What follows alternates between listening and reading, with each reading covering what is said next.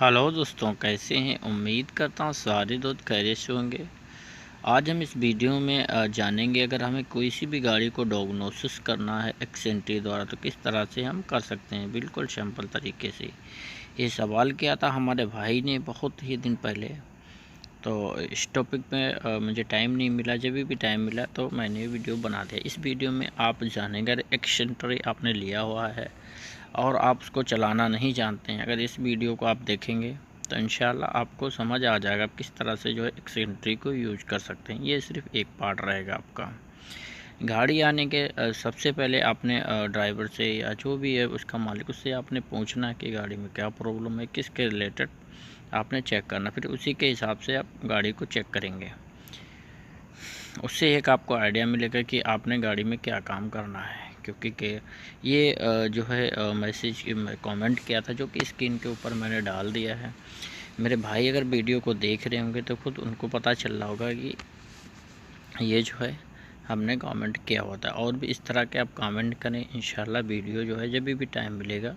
अभी हमें क्या करना है, अभी हमें उसका किलोमीटर इंटर करना है। अगर हमें किलोमीटर नहीं पता है तो आप कोई भी 5 डिजिट जो है उसके अंदर इंटर कर देंगे किलोमीटर की जगह पे और F2 करेंगे। F2 के बाद क्या होगा, नेक्स्ट F2 जो होता है हमारा नेक्स्ट का काम करता है। आगे जाएगा अगला जो पेज है वो ओपन हो जाता है। अभी क्या हमारे जो भी गाड़ी के अंदर जितने भी यूनिट हैं वो सारे यूनिट हमारे सामने आ जाएंगे। ऑल कंट्रोल यूनिट आप देखेंगे जैसे कि ऊपर लिखा हुआ है और क्विकली चेक पे हमने ओके किया हुआ है। तो अभी हमें चेक करना क्या है, गियर का मतलब है जीएस कंट्रोल यूनिट। गियर को हम जीएस बोलते हैं, गियर कंट्रोल यूनिट जो कि होती है। ये गाड़ी हमारी ऑटोमेटिक है। गाड़ी हमेशा स्कैनिंग करने के लिए आप गाड़ी को स्टार्ट रखें। कुछ ऐसे कंपोनेंट हैं जो चेक करने के लिए आपको गाड़ी को ऑफ करना रहता है। अभी ओपन हो रहा है, थोड़ा सा प्रोसेसिंग होगा। उसके बाद जो है आप ये आपके कंप्यूटर के ऊपर निर्भर है कि कितनी देर में जो है सारे फाइल्स ओपन होते हैं। फाइल्स होने में 30 सेकंड 20 सेकंड भी लगते हैं। अभी हमें क्या करना, F8 करेंगे, 8 पे जाएंगे। सबसे पहले एयर प्रेशर यूनिट देखेंगे, कोई दिक्कत नहीं BS में, क्योंकि हमें चेक करना क्या है, चेक करना है GS। तो हम सीधा GS में चले जाएंगे, गियर कंट्रोल यूनिट में क्या प्रॉब्लम है।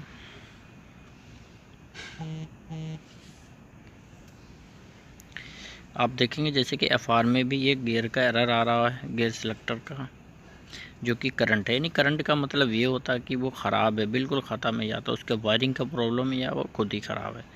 तो उसके बाद हम जाएंगे GS में।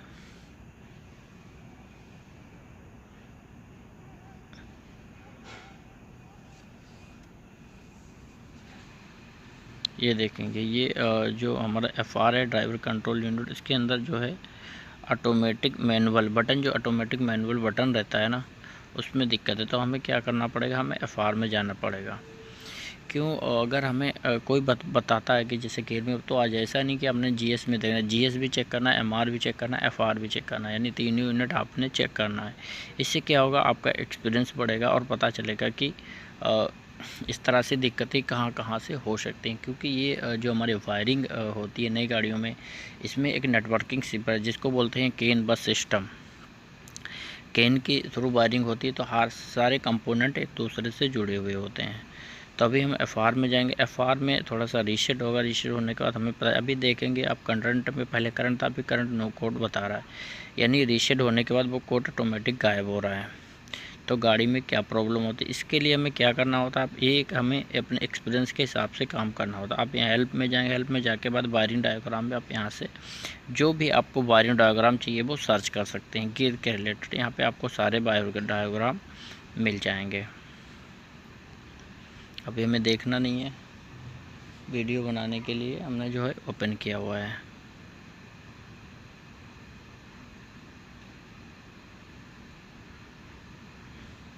जैसे कि आप देखेंगे वोल्टेज सप्लाई का मैंने ओपन किया। उसके बाद हम वापस जाएंगे तो हमें इंस्टॉलिंग पॉइंट जो देखना है, क्या क्या चीज़, अगर किसी भी चीज़ की मैं लोकेशन देखनी तो यहाँ से आप देख सकते हैं गियर के रिलेटेड। तो अभी हमें क्या काम करना है इसमें, जैसे कि आपने देखा कि जो हमारा ऑटोमेटिक सिलेक्टर रहता है, सिलेक्टर मतलब जिसको हम मुट्ठा बोलते हैं, जिसके गियर डालते हैं उसमें प्रॉब्लम है।